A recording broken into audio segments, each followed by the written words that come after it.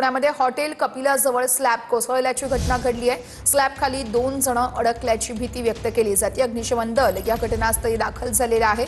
अग्निशमन दलाकडून सध्या बचाव कार्य युद्ध पातळीवर सुरू असल्याची माहिती आहे। या संदर्भात विनायक जगताप आमचे प्रतिनिधी आपल्याला सविस्तर अपडेट्स देत आहेत। विनायक, नेमकी काय अपडेट आहेत या घटनेसंदर्भातले? वर्षा, नक्कीच ढोले पाटील रोडवरील हॉटेल कपिला जवळची ही घटना आहे। हॉटेल कपिला जवळ असणाऱ्या एका हॉटेलमध्ये रिनोव्हेशनचं काम चालू होतं आणि या रिनोव्हेशनच्या कामादरम्यान या ठिकाणी असणाऱ्या एका स्लॅब जो आहे तो कोसळला आणि हा स्लॅब कोसळल्याने या ठिकाणी असणारे 2 कर्मचारी जे आहेत ते या स्लॅब खाली अडकलेले होते।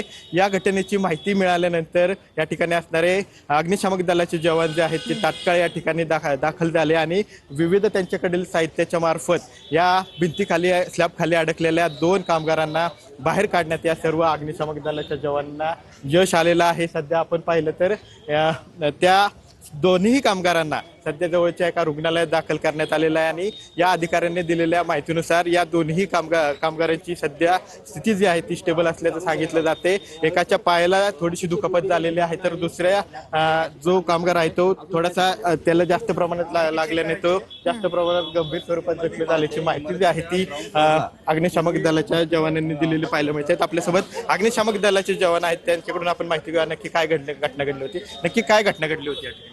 सर, आपण जिथं आता होतो आहात, आपण ज्या ठिकाणी उभं आहात त्या ठिकाणी दुर्घटनास्थळी एक दुकानाच्या रिनोव्हेशनचं काम चालू असताना काही भिंतींचं तोडफोड करून ते काम करत असताना त्यातला काही भाग हा कोसळला आहे आणि त्या ठिकाणी काम करत असलेले 3 कर्मचारी अडकलेले होते। दलाची मदत पोचतात सर्वप्रथम एक जवान तो स्वतःहून बाहेर आला, नागरिक, आणि जो एकाचा नागरिकाचा एक पाय अडकला होता आणि एकाच्या पूर्ण शरीरावरती एक इमारतीचा जो काय भाग कोसळला त्यामधली स्लॅबचा मोठा भाग त्याच्या अंगावरती पडला होता। दलाच्या जवानांनी नागरिकांनी सत्वरतेने पहिला ज्याचे पाय अडकला होता त्या इसमास सर्वप्रथम बाजूला करून निश्चितच या संदर्भातले सगळे अपडेट्स विनायक आपल्याकडून घेत राहू। सुदैवाने या ठिकाणी कोणतीही जीवितहानी झाली नाहीये। तुर्तास धन्यवाद दिलेल्या माहितीसाठी। त्यांनी स्पष्ट पद्धतीनं आदेश दिलेले आहेत, उपमुख्यमंत्र्यांनी आदेश दिलेले आहेत की शिवसेनेचा धनुष्यबाणाचा उमेदवार असेल किंवा पदाधिकारी असेल त्याला भाजपामध्ये घ्यायचा नाही, भाजपमधला शिवसेनेमध्ये जायचं नाही। आणि ही जी कार्यवाही आमच्या नेत्यांनी म्हणजे एकनाथ शिंदे साहेबांनी सुरू देखील केली। कालच आम्हाला त्यांनी सांगितलं की सगळ्या जिल्हा प्रमुखांना कळवा, उपनेत्यांना कळवा आणि तसा आदेश सन्माननीय एकनाथ शिंदे साहेबांचा आम्ही शेवटच्या पदाधिकाऱ्यापर्यंत पोहोचवलेला आहे।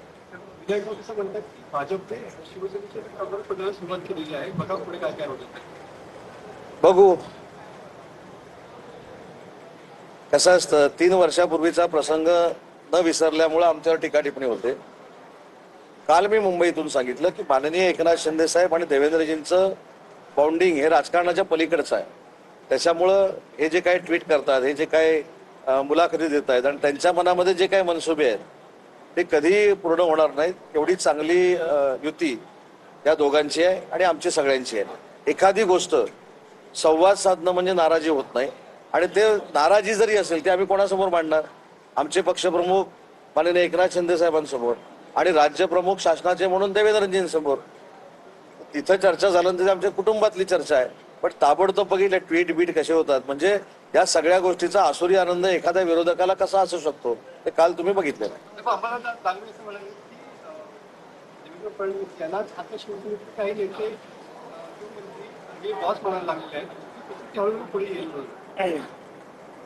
दानवे साहेब माझे अतिशय जवळचे मित्र आहेत।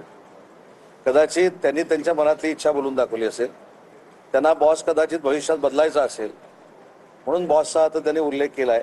आता ते बॉस एकनाथ शिंदे साहेबांना म्हणतील की देवेंद्रजींना म्हणतील हे मला माहीत नाही, त्यांची कदाचित प्रक्रिया ही सुरू झाली असेल। कारण सन्माननीय माजी खासदार चंद्रकांत खैरे साहेब त्यांना काही तिथं व्यवस्थितरित्या राजकारण करायला देतील असं मला वाटत नाही। ते माझे मित्र असल्यामुळे त्यांच्या मनातलं हे बोलतोय आणि मी हे बोलल्यानंतर आणि त्यांनी हे ऐकल्यानंतर त्यांना नक्की समाधान वाटेल। बॉस हा शब्द कसा आता त्यांच्या तोंडातून आलाय तर कदाचित ते बॉस बदलण्याच्या प्रक्रियेमध्ये आलेले असावेत। सर, तुम्ही मगाशी म्हटले काल कुठे निर्णय झाला की एकमेकाच्या पक्षातल्या पदाधिकाऱ्यांना नेत्यांना आपण घ्यायचा नाही असा निर्णय झाला, त्याचा आदेश कालपर्यंत दिले, पण साधारणपणे हा काही टाइम बाउंड आहे का, ही कायमस्वरूपी प्रक्रिया कशी राहणार? मी माझ्या भाषणामध्ये एक उल्लेख केला, आपल्याला जाणवला असेल वंदनीय बाळासाहेबांनी ज्यावेळी भाजपाबरोबर युती केली त्यावेळी स्वर्गीय प्रमोद महाजन साहेब आणि स्वर्गीय गोपीनाथ मुंडे साहेब यांनी याच्यामध्ये पुढाकार घेतलेला होता. अभिप्रेत हेच आहे की त्यांनी जी संकल्पना केलेली होती युतीची ती आज रत्नागिरी पूर्ण करते, मग बरोबर ना. म्हणून आम्हाला समाधान आहे आणि असंच बाउंडिंग कायमस्वरूपी असावं. साहेबांमध्ये आणि देवेंद्रजींमध्ये नक्की आहे, पण काही बालिश लोक त्याच्यामध्ये थोडंफार वाद लावायचा प्रयत्न करतात. पण त्यानं काय दोन भक्कम नेते बाजूला होतील का? अजिबात होणार नाहीत. उलट 232 आमदार निवडून आलेल्या धक्क्यातून अजून कोण सावरलेले नाहीत. त्यांनी पहिलं ते सावरावं. परवाचा मोर्चा जर बघितला असेल तर 2 नेते एका हॉटेलमध्ये, 2 नेते एका हॉटेलमध्ये, 3 नेते अन्य हॉटेलमध्ये. त्याच्या महाविकास आघाडीमध्ये काय हलबेल नाही, हे मी 6 महिन्यापूर्वी सांगितलं होतं आणि याची प्रचिती मुंबई महानगरपालिकेच्या निवडणुकीमध्ये तुम्हाला नक्की येईल. भाजपमध्ये प्रवेश केल्यानंतर त्याचं म्हणतात की छत्रपती संभाजीनगरमध्ये आता एकही शिवसेना शिल्लक राहणार नाही. कोण म्हणले? राजू शिंदेनी सांगितलं म्हणून बीजेपी संपेल, राजू शिंदेनी सांगितलं म्हणून शिवसेना संपेल असं तुम्हाला वाटतं का?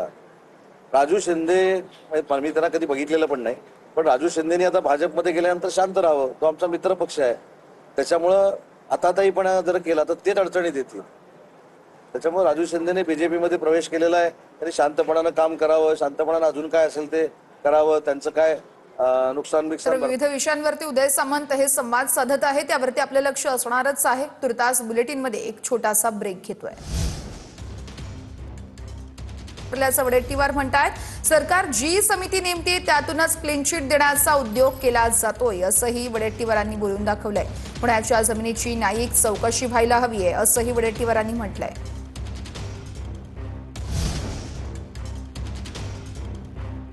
आपण ग्राफिक्सच्या माध्यमातून सविस्तर अपडेट जाणून घेऊयात.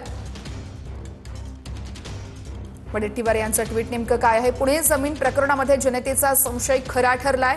सरकारने फक्त चौकशीचा फार्स केला. या समितीवरच आम्ही प्रश्नचिन्ह उपस्थित केलंय. सरकार जी समिती नेमते त्यातूनच क्लीन चिट देण्याचाच उद्योग केला जातोय. पुणे प्रकरणात उपमुख्यमंत्र्यांच्या उद्योगी मुलाला वाचवण्याची सरकारची इतकी का धडपड सुरू आहे? पुण्याच्या जमिनीची न्यायिक चौकशी व्हावी. पार्थ पवारांची कंपनी असून त्यावरती कारवाई होत नाही, यामुळे चुकीचा पायंडा पडतोय.